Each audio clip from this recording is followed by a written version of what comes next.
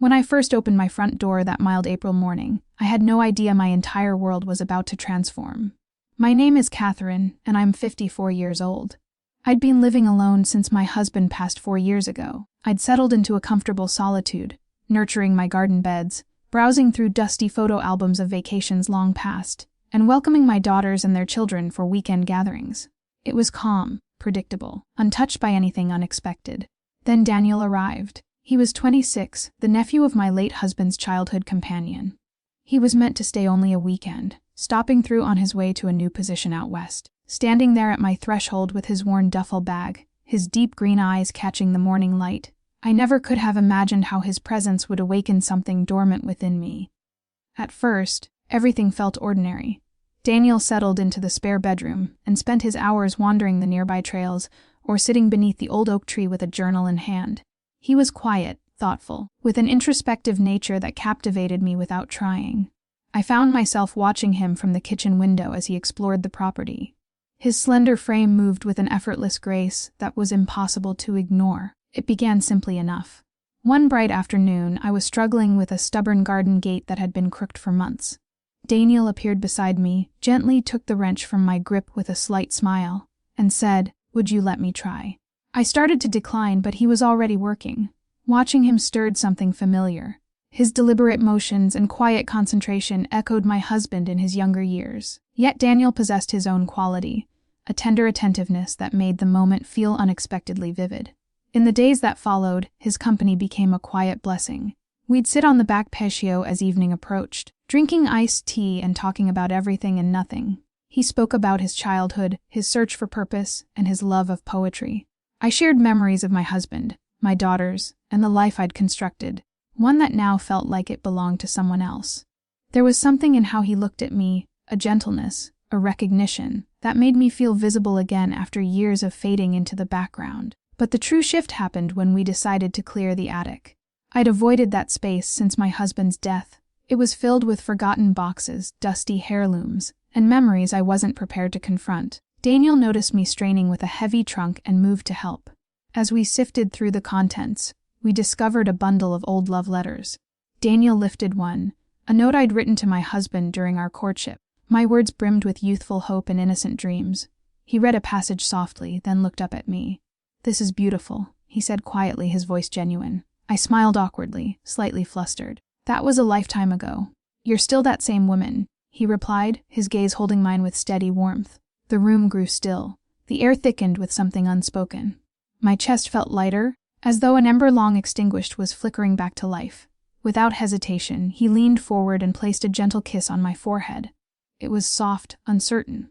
Part of me understood I should step back, mindful of the years between us, the connections that bound us to others. But in that closeness, a comfort I hadn't experienced in years washed through me. I let it linger, leaning slightly toward him.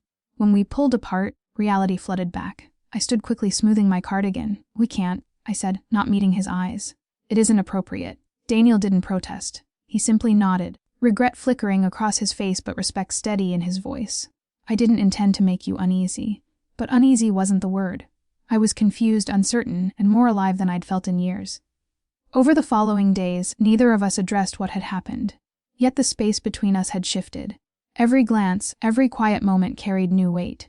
I busied myself with household tasks, but thoughts of Daniel remained. One evening, as I prepared dinner, Daniel entered the kitchen. He stood nearby, his voice calm and low. "Catherine, about what happened. I'm sorry if I overstep, but I can't pretend I don't feel something when I'm with you." His honesty made my pulse quicken. I turned to face him. "Daniel, this isn't possible," I whispered. "It's too complicated. Some bonds don't follow rules," he said, stepping closer. "I don't care about what's conventional. I care about you." Before I could answer, he reached out and gently touched my hand. The contact was simple, reassuring, and it dissolved the walls I'd built around myself for so long. In that moment, I released my doubts. I welcomed the closeness. What followed was something neither of us had anticipated. Our conversations deepened. We laughed more freely. We shared vulnerabilities and rediscovered forgotten parts of ourselves. We found solace in each other's presence, building something that felt both fragile and enduring. 2. As spring surrendered to early summer, the world beyond my door began pressing in. One morning, Daniel joined me on the patio. His expression was earnest, his eyes filled with affection and something heavier.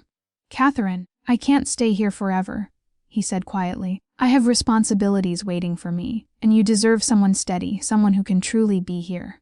His words stung, though I understood their truth. The thought of him leaving carved a hollow ache in my chest. "What if I want you to stay?" I asked, my voice barely steady. He took my hand gently. "You've awakened something in me I'll carry forever," he replied, but holding on, it wouldn't be fair to either of us. We both know that. The morning Daniel departed was devastating. I watched from the window as he slung his bag over his shoulder and walked down the gravel path. At the end, he paused, he turned. His eyes found mine one final time. He offered a tender, wistful smile that said everything words couldn't. "Goodbye, Catherine," he said softly, and then he was gone. In the quiet weeks that followed, the house felt emptier than ever before. But as I reflected on that spring, I recognized the gift Daniel had given me. He'd rekindled my sense of self. He'd shown me the beauty of genuine connection. He'd taught me that opening my heart again was still possible, even after all these years. The days settled into a familiar rhythm after Daniel's departure, but the emptiness lingered like a gentle shadow. I'd rise early, brew coffee, and sit by the window, gazing at the garden where we'd spent so many peaceful moments. The roses I'd planted seemed more vibrant now, as if they'd absorbed some warmth from our time together. My daughters noticed the change during their next visit. "You seem different, Mom," the eldest said over lunch, more peaceful somehow. I smiled, not yet ready to share the details. "Just appreciating the season," I replied, but inside I understood it was more than that. Daniel had stirred emotions I'd buried, reminded me that life could still offer surprises, even at my age. The nights were hardest. I'd lie awake replaying our conversations, the way his laughter filled the room, the thoughtful pauses when he listened. There was a longing there, a pull toward what might have been under different circumstances. Yet it wasn't regret. It was gratitude for the intimacy we'd discovered, however brief. One afternoon, while sorting through mail, I found a postcard from him. It was simple, a photograph of a mountain sunrise with a handwritten message. "Thinking of you often. The journeys we take shape who we become. Take care of yourself." My heart swelled. I traced the words with my fingertip, feeling the connection spanning the distance between us. I tucked it safely in a drawer, a small keepsake from our shared chapter. As weeks became months, I ventured out more. I joined a local reading group. I took morning walks along the lakeside path where Daniel had once sketched the water rippling in the breeze.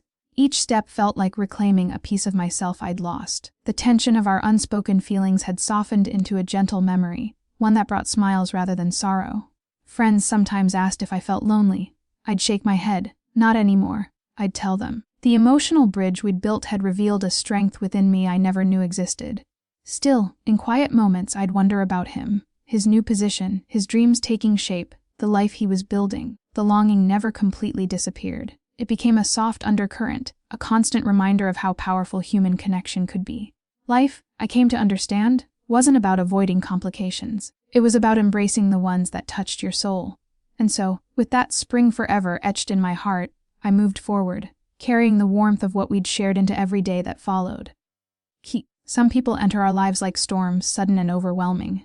Others arrive like spring itself, gentle, gradual, transforming everything without us even realizing. Daniel was my spring. He didn't stay. He was never meant to. But what he left behind was something permanent, a reminder that love doesn't always follow the paths we expect. Sometimes it appears in the most unlikely moments, between the most unlikely souls.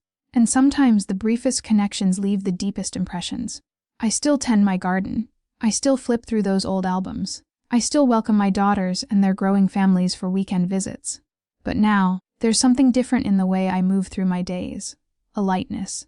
A quiet confidence. A willingness to believe that the heart, no matter how weathered, can still find its way back to feeling. That's what Daniel gave me. Not forever. Not a future together.